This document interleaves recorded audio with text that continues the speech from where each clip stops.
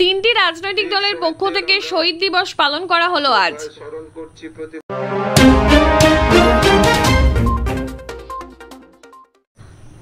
আর 6 June বৃহস্পতিবার দাসপুরের চেচুয়াহাটে পালন করা হলো তিনটি রাজনৈতিক দলের শহীদ দিবস। জানা যায় 1930 সালে আজকের দিনে ইংরেজদের গুলিতে দাসপুর থানা এলাকার লবণ সত্যাগ্রহ আন্দোলনের অন্যতম 14 জন বীর পুরুষ প্রাণ হারান। সেই দিনটিকে স্মরণ করে তিনটি পৃথক জায়গায় শহীদ দিবস পালন করে তিনটি রাজনৈতিক দল, যথাক্রমে সিপিআইএম, জাতীয় কংগ্রেস এবং তৃণমূল কংগ্রেস।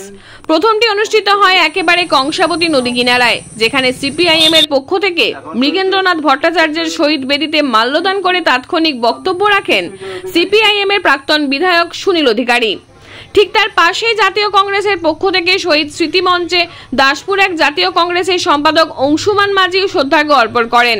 এরপর সর্বভারতীয় তৃণমূল কংগ্রেসের পক্ষ থেকে তৃণমূলের ঘাটাল সাংগঠনিক জেলার প্রাক্তন সাধারণ সম্পাদক কৌশিক কুলবি, দাসপুরের বিধানসভার বিধায়ক মমতা ভূঁইয়ার সঙ্গে ওই স্মৃতি সমিতি কমিটির সভাপতি গোপাল নন্দী সহ প্রমুখরা শহীদ বেদিতে মাল্যদান করেন।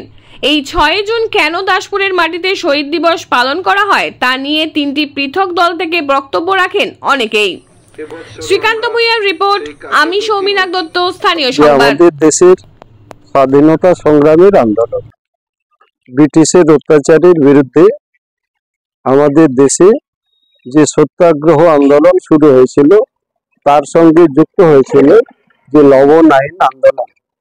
আমাদের এই দাসপুর এলাকার সমস্ত স্বাধীনতা সংগ্রামী যারা সত্যাগ্রহ আন্দোলনের সাথে যুক্ত ছিলেন তারা ঐক্যবদ্ধভাবে এই লবণ আইন এবং এখানে ব্রিটিশ যে তার যে পুলিশ দারোগা, ভোলা দারোগা, তার যে ভয়ঙ্কর অত্যাচার, সেই ভয়ঙ্কর এই কর্মসূচি তাৎপর্য হলো স্বাধীনতা আন্দোলনে আমাদের চেচুয়াহাট ও তার পার্শ্ববর্তী এলাকায় লবণ আইন আন্দোলনে অংশগ্রহণ করে ব্রিটিশের গুলিতে যে 14 জন কংগ্রেস কর্মী শহীদ হয়েছিলেন তাদের স্মৃতির প্রতি শ্রদ্ধা জানানোই আজকের প্রধান উদ্দেশ্য। 1930 সালের 6 জুন এই চেচুয়াহাটের কংসাবতীর বালুকা বেলায় যে 14 জন শহীদ হয়েছিলেন, 14 জন শহীদ হয়ে যাওয়ার আগে যোধঘনের সামনে যে লবণ আইন আন্দোলনে কংগ্রেস কর্মীরা অংশগ্রহণ করে লবণ আইন ভেঙে তারা যে লবণ তৈরি করেছিলেন তার বিরুদ্ধে ব্রিটিশের পুলিশ, দাসপুর থানার ভোলানাথ দারোগা তাদেরকে চরম আক্রমণ করে নৃশংস হত্যা করার জন্য পরিকল্পনা গ্রহণ করে চেচুয়াহাটে আসেন। তখনকার দিনে আমাদের বন্যায় ঢিপি ছিল উত্তর গোবিন্দনগরের, ওইটা হচ্ছে উত্তর গোবিন্দনগর জেল নম্বর 164। ওইখানে বালির চড়ায় বন্যার সময় বন্যা হয়ে বাড়ির ঢিপি হয়ে গেল, সেইখানে পালন করত। এই সময় যিনি স্বাধীনতা সংগ্রামে জেল খেটেছিলেন কানন গোস্বামীর সঙ্গে, তিনি হচ্ছেন বিপিন বিহারী গান্ধী। একই জেলে সেলুলার জেলে ছিলেন। ভূপতি মজুমদারও ছিল। ভূপতি মজুমদার ব্রিটিশের কনভয় থেকে ঝাঁপ দিয়েছিল সাগরে, মানে নদীতে ঝাঁপ দিয়ে পালিয়ে গেছিল। সেই বিপিন বিহারী গান্ধীকে আমরা আনতে পেরেছিলাম। তাদের পদার্পণ এখানে পড়েছিল।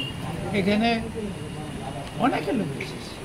এখানে কলকাতার বহু স্বাধীনতা সংগ্রামীকে কানন্দা তার একসঙ্গে সেলুলার জেলে যারা বন্দী ছিল তিনি এনেছিলেন। ভূপতি মজুমদারও বলতে পারেন লাফিয়ে পড়ে জীবন রক্ষা করেছিল। মরবো কিছু নয়, ব্রিটিশের হাতে ধরা দেবো না, এই ছিল তাদের অভিজ্ঞতা, এই ছিল তাদের ভগবানের কাছে প্রার্থনা।